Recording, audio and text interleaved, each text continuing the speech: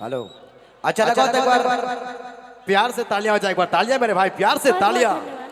कालकी रोडेकर मीठा मीठा ताली बाजेला तो हमरे कलाकार मन के बहुत बेस लागेला। चलो एक और गीत मैं चाहूंगा शामिल करें आप दिव्या जी।